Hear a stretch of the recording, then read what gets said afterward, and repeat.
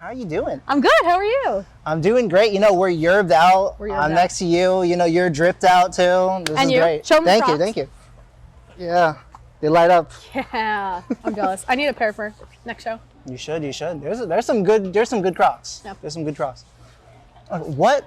Quick question. What brand would you want to team up with? Because actually, you know, Post Malone actually has his own line of Crocs too. Oh, I did know that. Like, what about you? What would you want? Okay, off the top of my head, I'm sure I'd like to do something sillier, but the stock answer I always say, just because I love them, is I love Glossier.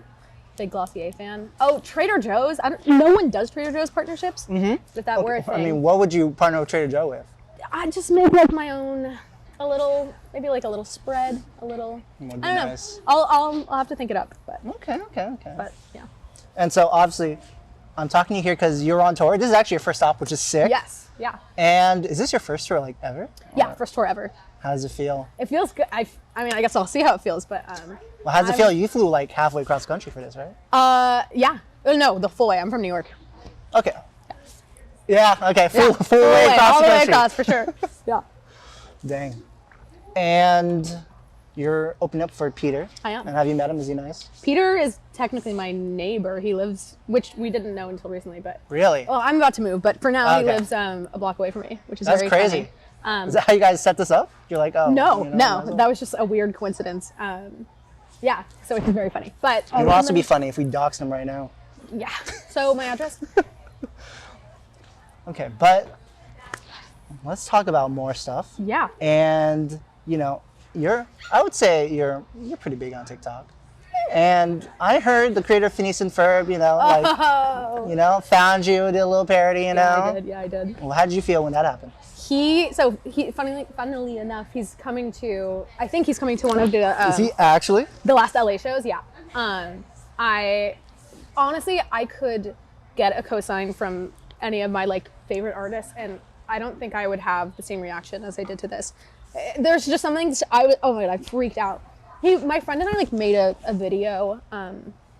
We made some random TikTok a while ago doing a Doofenshmirtz voice, and he duetted it and was like, "This is surreal. Ella Jane is a great writer," and I was like, "This is surreal for you?" Yeah, I've got him involved in some promo. When I put out August is a Fever, I got him to be like, "August is a platypus." Oh my gosh! So big love to Dan Povenmire. Wow. Yeah. That's crazy. And let's talk about your other songs too. I think the first song I found about you was, shout out to Spotify, they got the Spotify weekly discovery, Yeah. And that's how I found Bored and Blind. Bored and Blind, sorry. Yeah. Bored and Blind, banger of a song. Thank you. The City, much. also very good too. Thank you. And I just want to know though, but I think Bored and Blind is just really catchy. And I just want to know, what was the process behind you writing that song? I wrote Bored and Blind when I was 15 at a summer camp where I was studying. It was literally a 2-week summer camp. It was a writing camp? Yeah, it was a general arts camp in the city. All right, okay. But it was, she's an artist, okay. But I was in the songwriting program and I started it there. But I don't know, it's funny because that song now I feel is one of my favorites of mine. And I think a lot of that has to do with the production. Because I work with this producer, Mike Irish, that was my first time really working with him. Oh, okay. And I think he just made it a lot more up to date with I guess he made it up to date with the way I feel my music is. That was not very well said. You guys are in sync. Yeah. But I think what's funny is without the production, we went through a bunch of different iterations of that song. I worked with a bunch of different producers. I tried. What do you? Oh, she dropped something. Oh. Well, okay. I tried. I tried making a demo of my own, and it wasn't until I heard Mike's version that I was like, okay, this feels like a song I could put out now, because I put it out 4 years after I wrote it. Yeah, so it went through a lot of different stages. That's basically just a whole time in college. That's crazy. Yeah. Okay, so we're yerbed, we're dripped. We're dripped. We're both fans of your songs. I like to think so. I like to think so too. And I want to know, though, I feel like, we're on the same wavelength here. Yeah, we are. And Yeah, you we think we're becoming friends? I think we're becoming best friends. Best buddies. Anyone who has Lightning McQueen Crocs, there's a kinship. Thank you. And you know what? I love giving my friends gifts. I actually have some gifts for you. I love gifts. I love getting gifts. I'm a little nervous. All right, I'm going to give you a gift and tell me if there's a story behind it. Okay, Nardwar. Here is shit. an Ella Fitzgerald. Oh shit! Model. Oh my god, my dad's gonna flip. Wait, yeah, I was named after Ella Fitzgerald. My dad is not professionally, but he's a jazz pianist, and so we were kind of raised on jazz. My brother's middle name is Coltrane, after John Coltrane. But yeah, so Ella Fitzgerald's always playing in my house, always was. Yeah, this is cute. Thank you. You're welcome. Oh my god. And we talked about this person earlier, and so I wanted to give it to you. Oh, yes. Oh my god. Such a good Oh my outfit. god, that's the one where I don't. Oh. Thank God you don't have this I one. just have Stranger in the Alps. Wow. This one's so good. Oh man, yeah.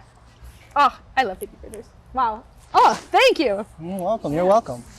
Last but not least, I think I did message you on Instagram about this. This is what I was nervous And about. Brandon's gonna put this on screen, but I did want to show you.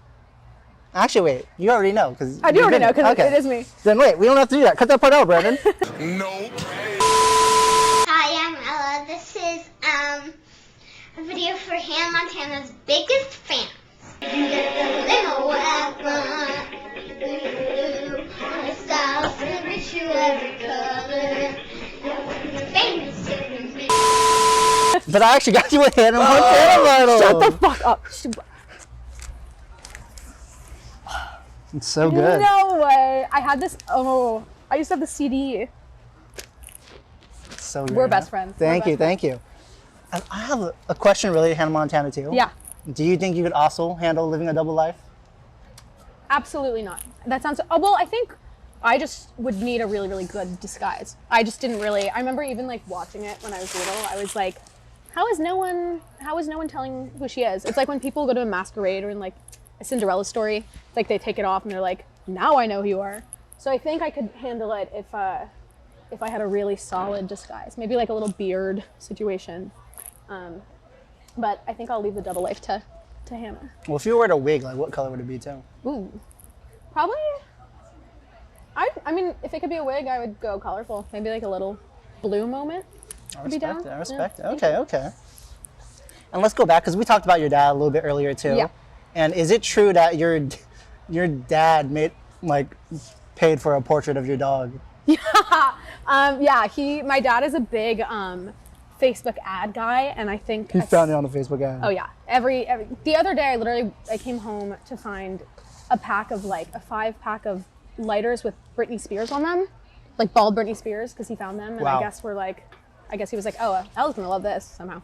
I do, but Great. he, I guess one day was on Facebook and saw that you could pay for not very expensive to get a portrait of your dog in colonial garb. Uh-huh. And so I came home from school one day to find sitting on the kitchen table was just this pretty significantly sized portrait of my old dog Molly with like a big collar. So it's hanging in our house, and it's a prized possession for sure. Love Yeah. it. I think the real question though is when are you gonna give your dad a portrait of you in colonial garb? You know what? I haven't thought about it, but Father's Day. We'll do that. It's coming up. We'll do that. It really is it? When is Father's? Well, I don't know. a few months from now. Mother's Day's coming up. We can just pretend. Yeah. I'm sure your mother would appreciate it too. And I also want to ask, because I'm a little starstruck, because I am here with the person who played Mrs. Sourberry in Oliver Twist. How did you? What? Yeah. Oh yeah. I don't. It was such a small part that I forgot that was her name. But I had to sing in a Cockney accent. I went, "That's your funeral." Yeah, I was. You think you could put it off for a whole song? Is that Googleable? That's bizarre. I'm a journalist, can't read my sources, Wait, what did you say? You think you could put it off for like a whole song? Oh, the In a Cockney different accent. Well, a different accent in general. I think for sure. I think I could. I speak pretty often in like a little Russian accent to my dogs. I accidentally go very British, and it's just like become a part of my vernacular. So, yeah, I could do it. All right, that's cool. And I think the last question, this is the ultimate friendship question because now we're best friends. Yeah, of course. And we've known each other obviously for a while. We now. go way back. We go way back. Way back. And I want to know, what do you think is my least attractive and most attractive quality? And I'll go first. I'll give you an example. That way, Okay. you know, Hit me. you're thinking about it. I think my most attractive quality is my smile. A good smile, you know. And I think my least attractive is probably my personality. Wait, I'm rating myself? You're rating me. I'm rating you? You know, we had the whole interview was about you. It's a little bit, Right, you know, okay, we okay. a little bit Of about course, me. of course, You know. I'm sorry. Friendship's a two-way Least street. attractive is the fact that you didn't have a matching pair of Crocs for me. Sorry, that was a hard get. That was a hard get. I know. Most attractive, the drip, the Crocs. I respect it. Thank you, thank Yeah. you. You're slaying. You know, great minds think alike. Yeah, you know. of course. Of course. All right. Well, thank you for doing this interview. Appreciate course. it. I've had a lot of fun. I hope you had a lot of Me fun too, and I have. I can't believe I have this. I know, it's I crazy. cannot believe it. And so, obviously, we did spend some time talking about me, but let's throw it back to you. This interview is all about you, after all. That's why we're here. And so, Brandon's going to point the camera at you, and you could plug your social media, your new songs, your merch, like anything. This is Alright. the rest of the time's all yours. Camera's my oyster. Yeah. Camera is your oyster. Yeah. I have a song coming out on April 28th. It's called Time On. Working on some new music. I'm on tour right now, so if anyone sees this while I'm still on tour, come catch me on tour, opening for Peter McPoland. And you can find me everywhere on at Ella Jane Music. Yeah.